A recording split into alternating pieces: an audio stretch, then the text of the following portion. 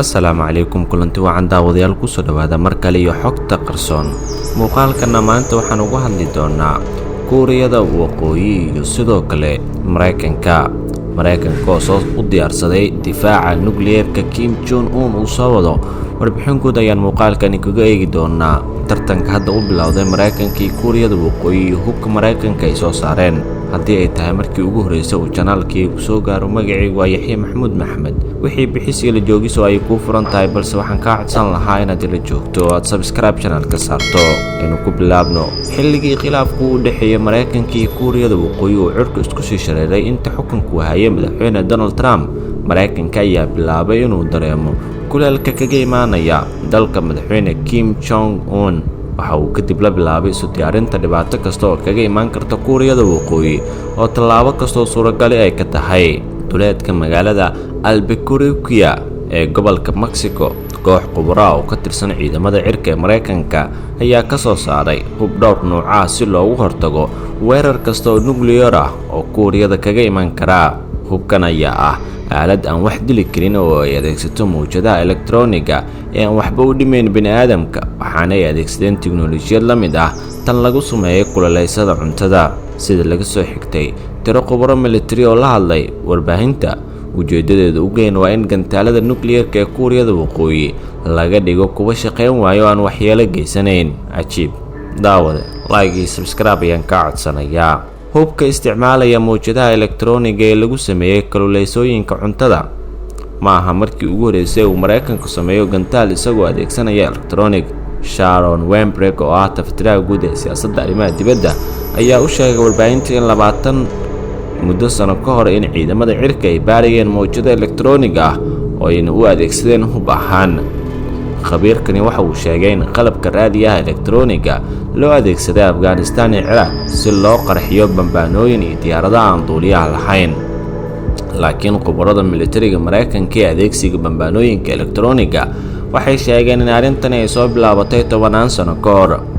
Pentagonka Mareykanka oo sameeyay cilmi baaris militari oo isdaba joog ah waxay sanadkii 1960 loo xilsaaray inay falanqeeyaan saamaynta mawjadaha elektarooniga ay ku leeyihiin bini'aadamka.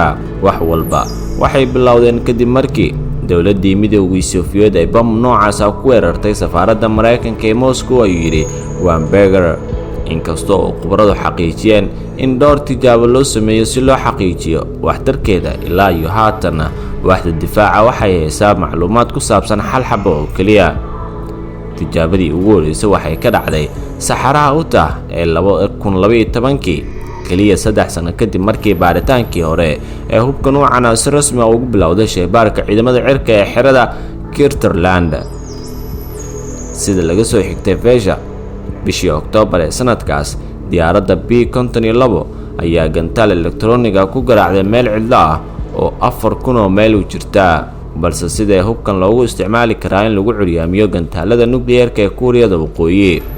afhayeen u hadlay saldhigga militari ee Kirtland ayaa sheegaya in soo saaridda hubka noocan oo kale aan loogu talagelin inuu difaac toos ah kaga noqdo gantaalada nukliyeerka ee Kuuriyada Waqooyi. si kastaba ha ahaatee, isticmaalkii ujeedka hubkan ayaa looga hadlay aqalka cad ee loogu arrimiyo Mareykanka waxaana yiraahdeen 2 sargaal oo u warmay telefishinka NBC ee Mareykanka. sida laga soo xigtay Blake, mid ka mid ah saamaynta aan muranka lahayn ee mawjadaha elektarooniga waa awoodda loogu hortagi karo qaraxyada gantaalada nukliyeerka iyada oo curyaaminaya madfaca. hubkani waxaa loo isticmaali karaa in lagu joojiyo gantaalada nukliyeerka waxaana gantaalka ay ka hor istaagayaan inuu qarxo. kululeysooyinka elektarooniga waxay sidoo kale shiili karaan wareegyada korontada waxaana ay ka ilaalin karaan qarax iyo shucaaca inuu ku faafo aagga ballaaran, ayuu yidhi cilmi baare ka tirsan xarun istiraatiijiyadda caalamiga ee Washington. haddii Mareykanka uu gantaal ku rido Kuuriyada Waqooyi waxaa loo arkaa gardarro iyadoo aanan loo eegin nooca gantaalku yahay.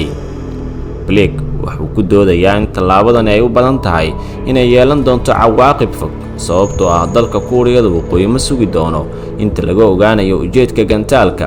taa beddelkeedna wuxuu Kim isticmaali doonaa fursad uu kaga argoosto isagoo ridaya gantaalo badan oo uu kaga jawaab celinayo. hadda lama oga waxa uu samayn doono kadib markuu shaqada ka tago.